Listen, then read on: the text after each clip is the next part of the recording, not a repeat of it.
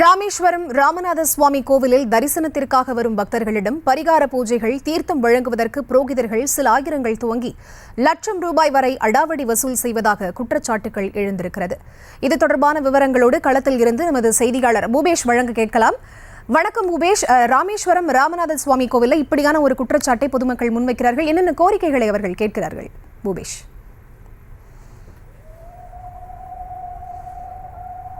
வணக்கம் ஃபரிதா. ராமநாதபுரம் மாவட்டம் ராமேஸ்வரம் பகுதியானது மிகவும் பிரசித்தி பெற்ற சுற்றுலாத்தலமாக இருந்து வருகிறது. இங்கு இருக்கக்கூடிய ராமநாத சுவாமி கோவிலில் நாள்தோறும் தரிசனம் செய்வதற்காக நாடு முழுவதிலிருந்து பல்லாயிரக்கணக்கான பக்தர்கள் இங்கு வந்து இங்கு இருக்கக்கூடிய அக்னி தீர்த்த கடலில் புனித நீராடி கோவில் வளாகத்திற்குள் இருக்கக்கூடிய 22 அந்த புண்ணிய தீர்த்தங்களை நீராடியதோடு ராமநாத சுவாமியை தரிசனம் செய்து இங்கு வழிபட்டு செல்வது என்பது வாடிக்கையாக இருந்து வருகிறது.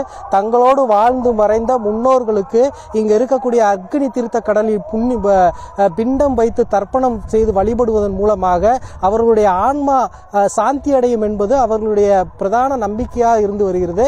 இந்த சூழலில் கையறு நிலையில் கண்ணீரோடு கடவுளே என வரக்கூடிய பக்தர்களிடத்தில் காசை கொடு கடவுளை காட்டுகிறேன் என்பதை போல இங்கு இருக்கக்கூடிய சில புரோகிதர்கள் அதே போல கோவில் ஊழியர்கள் தொடர்ந்து அடாவடி வசூல் செய்வதாக தொடர் குற்றச்சாட்டானது எழுந்து வருகிறது. இங்கு வரக்கூடிய மக்களிடத்தில் அச்சத்தை ஊட்டும் விதமாக பேசி அவர்களை மடமாற்றம் செய்து அவர்களிடம் சில ஆயிரம் துவங்கி சில லட்சங்கள் வரையில் பரிகார பூஜை என்ற பெயரில் பக்தர்களிடத்தில் அடாவடி வசூல் வேட்டையில் ஈடுபடுவதாக இங்கு இருக்கக்கூடிய சில புரோகிதர்கள் மீது தொடர் குற்றச்சாட்டானது இருந்து வருகிறது. அது மட்டுமல்லாது இங்கு இருக்கக்கூடிய கோவில் வளாகத்திற்குள் 22 புண்ணிய தீர்த்தமானது இருக்கிறது. அந்த 22 புண்ணிய தீர்த்தங்களில் மிகவும் பிரசித்தி பெற்ற தீர்த்தமான கோடி தீர்த்தமானது காசியில் இருக்கக்கூடிய தீர்த்தத்திற்கு இணையாக பார்க்கப்படுகிறது.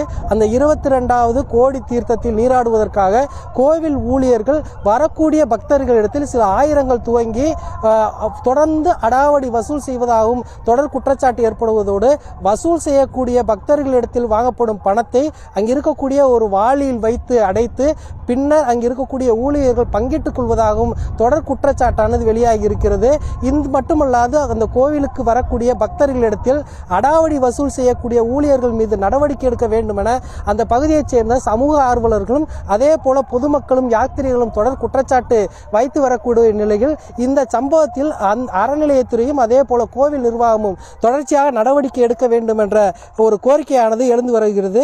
இச்சம்பவம் தொடர்பாக அந்த பகுதியில் இருக்கக்கூடிய கோவிலுடைய இணை ஆணையர் சிவராம்குமார் இடத்தில் நாம் தகவல் கேட்டு பெறலாம் என்ற அடிப்படையில் நாம் தற்பொழுது அவரை செல்போனில் தொடர்பு கொள்ளலாம் என்று நினைக்கிறேன்.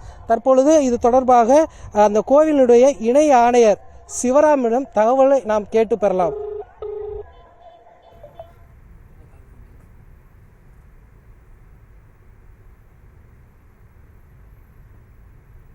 நியூஸ் தமிழ் டிவியோட செய்தியாளர் பூபேஷ் சந்திரன் பேசுறேன்.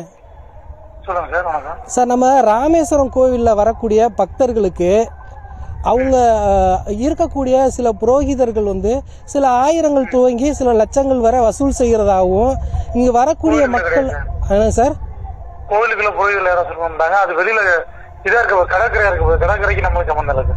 இது வந்து ஒரு கட்டமைப்பு அமைக்க வேண்டியது நம்ம கோயிலுக்கு வர்ற அந்த பக்தர்கள் கடற்கரை புண்ணிய தீர்த்தம் எதுவுமே இல்ல. எல்லா இடத்துல கேமரா வச்சிருக்கிறோம். கோயிலுக்குள்ள எந்த புரோகிதரும் எங்கேயும் பணம் வாங்க முடியாது சார். வெளியில நகர அதாவது கடற்கரையில வந்து நம்ம கடல்ல நகராட்சி கமிஷன் கேட்டுக்கோங்க. அது போக சார் தீர்த்த 22வது கோடி தீர்த்த பகுதியில அங்க இருக்கக்கூடிய பணியாளர்கள் தொடர்ச்சியா வசூல் வேட்டையில ஈடுபடுறதாகவும் குற்றச்சாட்டு இருக்கு. இல்ல சார், இந்த கேமரா இருக்கு அந்த இடத்துல. நீங்க ஒரு நாளைக்கு நேரில் வாங்க காட்டுறேன். நான் அது சார்ந்த பதிவுகளும் நம்மளிடத்த இருக்கு சார். அது சார்ந்துதான் உங்களுக்கு நிச்சயமா வருங்காலங்களில் இது சார்ந்து நடவடிக்கை எடுக்கப்படும் நாங்களும் நம்புறோம் சார்.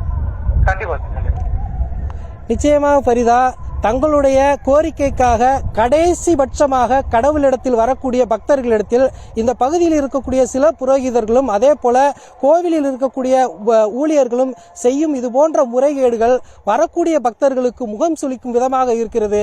இணை ஆணையர் கூட இந்த சம்பவம் தொடர்பாக விசாரணை செய்து நடவடிக்கை எடுக்கப்படும் என தெரிவித்திருக்கிறார். வருங்காலங்களில் பக்தர்களின் கோரிக்கை நிறைவேற்றப்படும் என நாமும் பொறுத்திருந்து பார்க்கலாம்.